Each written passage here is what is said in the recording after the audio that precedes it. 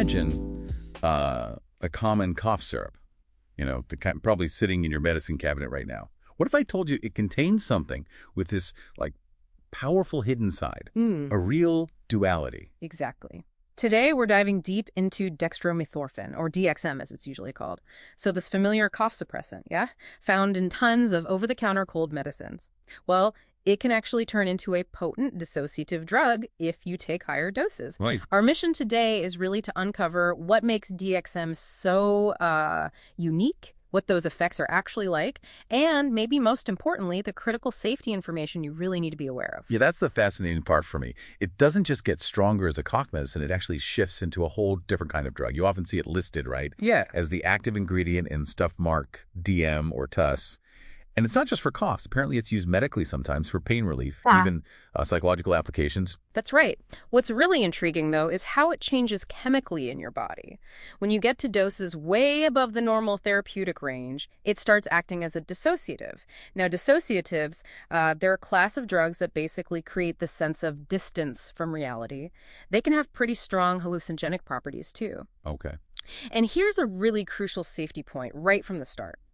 If anyone were thinking about recreational use, it is absolutely vital that DXM is the only active ingredient in whatever they're taking. Right, because cold medicines often have other stuff. Exactly. Things like acetaminophen, Tylenol, or pseudoephedrine. Mixing high-dose DXM with those can cause severe liver damage or other really dangerous, even fatal health problems. Wow. Okay. And you mentioned effects. It's not just one effect, is it? It sounds like it happens in stages. Plateaus, you call them. Yeah, precisely. The sources describe these 4 distinct plateaus of experience, and it depends on the dose you take.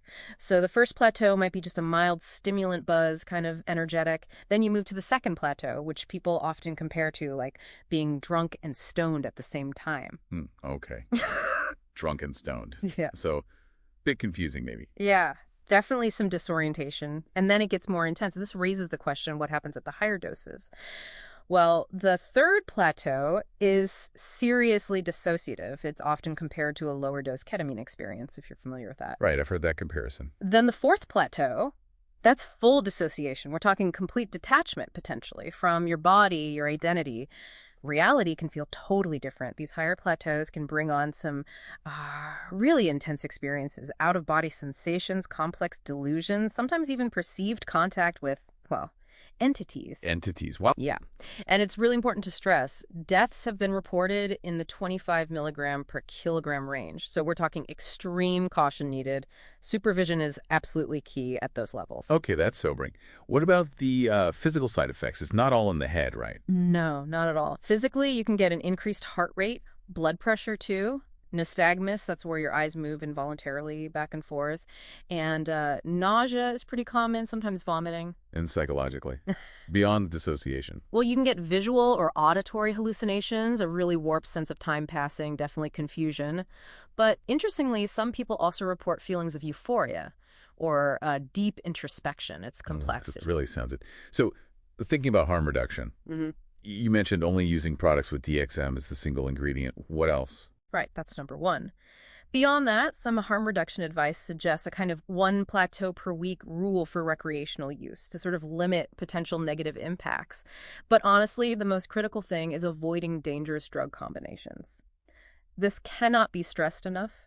Mixing DXM with MAOIs, those are an older type of antidepressant, or even common SSRI antidepressants, carries an extreme risk of something called serotonin syndrome. Serotonin syndrome. That's really bad, right? Fatal? It absolutely can be fatal. It's a dangerous overload of serotonin in the brain.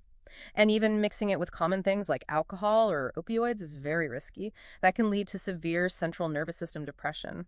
Basically, everything slows down too much, breathing becomes difficult, potentially life-threatening. Okay, so avoiding combinations is paramount. And you also mentioned something at how long it stays active, even after the main effects wear off. Yes, that's a key point. The main noticeable effects might last, say, 4 to 6 hours, typically.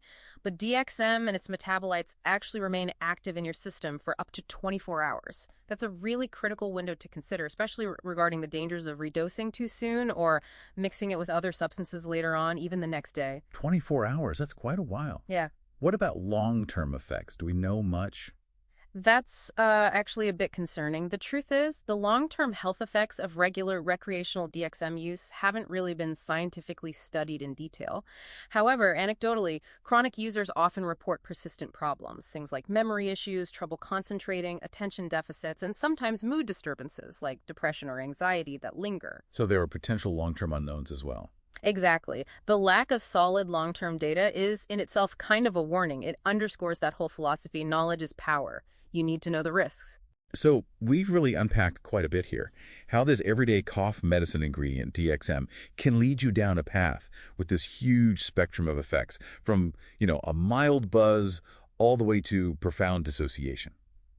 Understanding that duality, and especially all those critical safety warnings, it seems absolutely key. It really does. And maybe this deep dive leaves you, the listener, with something to think about. Knowing about this hidden complexity, this duality, in something as seemingly ordinary as cough syrup, how does that change your perspective, on what we think we know about everyday medications, and maybe the importance, the real vital importance, of truly understanding everything we put into our bodies?